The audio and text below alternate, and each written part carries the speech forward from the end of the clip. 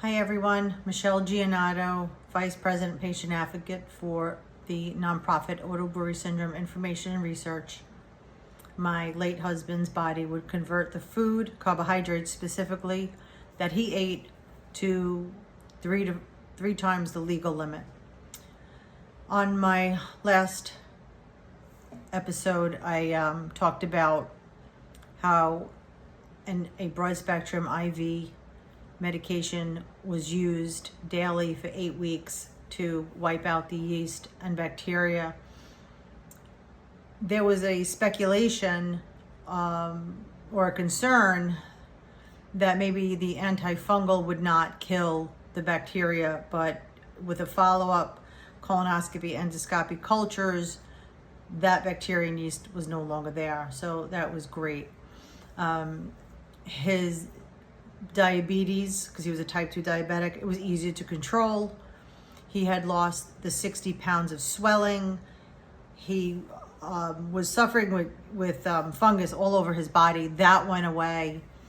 And he was able to sustain his oxygen levels during the day. He still needed the oxygen and the BiPAP machine at night for sleep apnea, which is okay. And we thought, oh, this is great. Smooth sailing. We get our life back. He's able to go back to work once he was cleared to go back to work by his doctors.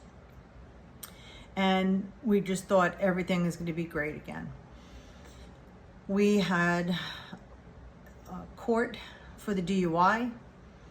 We went and interestingly, the judge was kind of scratching his head at all the medical evidence and said, I'm not quite sure what to do with this.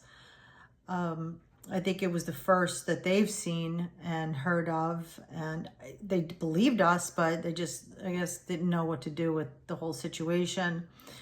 To make a long story short, the DUI was dropped.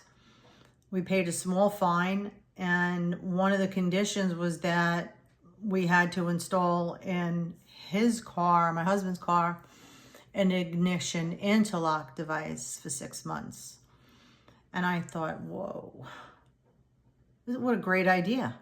Why didn't we think of this from the beginning? So we actually signed up for a multi-year lease after the 6 month, because the court mandated that we get this interlock device for 6 months. It was like $150 a month, unaffordable with all the other medical bills that were going on. But after the 6 months, we voluntarily signed up for for that device to stay in the car, and it only costs $50 a month. I would recommend anyone who's concerned about drinking and driving. You don't have to have a rare disease. You don't have to have a conviction. You could voluntarily put this in your car to keep your kids safe, to keep teenagers safe that are driving.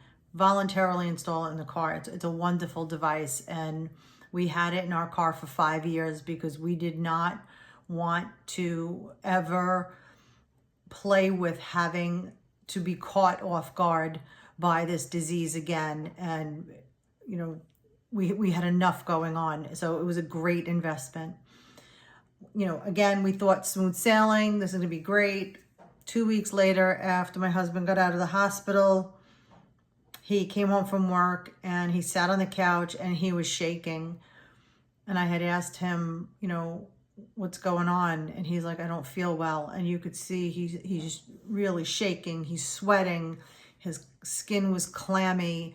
And I said, oh my God, what is going on now? So I reached out to his primary doctor, his endocrinologist, and I said, something's wrong. It's like 2 weeks since he got out of the hospital, and these are his symptoms. And the doctor knew immediately what was wrong. He said all the time that he's been making alcohol, now that it's reversed, he's going through alcohol withdrawal. And I thought, you gotta be kidding me. We went through all this for something new. Now what? So the doctor prescribed I don't know what it was, some kind of medication for the alcohol withdrawal. I think it was either 10 or 14 days. He had to take one pill every single day at the same time.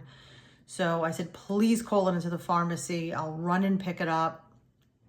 Ask them to fill it quickly because he's not doing well. And I was scared to death to leave him alone while I picked up the script. I didn't want another seizure or hallucinations or any of that. You know, when you're alone with someone, you're just, as a caretaker, you're terrified to leave them alone. But, you know, I ran to the pharmacy. I got the medication. I gave it to him. It takes like 15 minutes to kick in. And as long as he took it the same time every day, it really minimized those withdrawal symptoms. And it helped. But now we're both walking on eggshells. What's next? Because this is completely uncharted territory for us, for the doctors. I mean, we're just going through this for the first time, and I'm afraid every single day. What else can possibly go wrong? You know, we thought this is good. We're out of the clear. We're out of the woods, right? No. No. Not even close. Okay. Stay tuned. I got more videos coming about this crazy medical condition and everything we went through. You're free to go on our website, autobrewery.org, make a donation, follow our videos. We're also on YouTube, so you can look in both places. Share these videos. Let's get the word out there. Thanks, everyone.